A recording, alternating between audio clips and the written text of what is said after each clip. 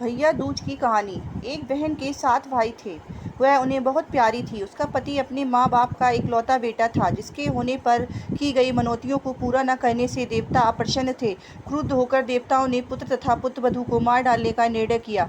उस बहन को किसी तरह इसका पता चल गया। उसने भावी जीवन में आने वाली दुखों की कल्पना करके उपचार के तरीके सोचकर अपने भाइयों से ससुराल जाने की जिद की। यद्यपि वे बिना बुलाए नहीं भेजना चाहते थे, पर बहन के न मानने पर डोली सजाकर भेज दी। उसने अपने पास दूध, मांस तथा ओढ़नी रख दी। थोड़ी दूर जाने पर देवताओं के प्रकोप से डोली का रास्ता सांप ने रोक लिया। बहन तुरंत दूध सांप के सामने रखकर आगे बढ़ गई। थोड़ी दूर और आगे जाने पर उस पर शेर झपटा तो उसने मांस फेंक दिया। शेर मांस में रुचि लेने लगा और कहार डोली लेकर आगे बढ़ गए।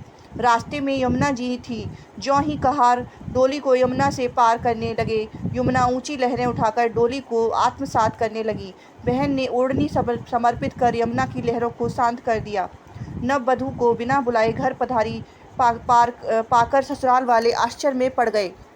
बहन ने आदेश दिया कि उसके गृह प्रवेश के लिए घर के पिछवाड़े फूलों का दरवाज़ा बनाया जाए। दरवाज़ा बना। ज्यों ही वह पार करने लगी, द्वार उस पर गिर पड़ा। फूलों का द्वार होने के कारण चोट ना आ पाई। घर में प्रवेश करके उसने सबसे पहले स्वयं खाना खाने का हठ किया। खाना खाने लगी तो खाने में सुच्चा काँटा मिला, जिसको उसने डिबिया में सहेज लिया। शाम को घूमने का समय आया तो सबसे पहले उसने ही जूता पहना। जूते में काला बिच्छू था।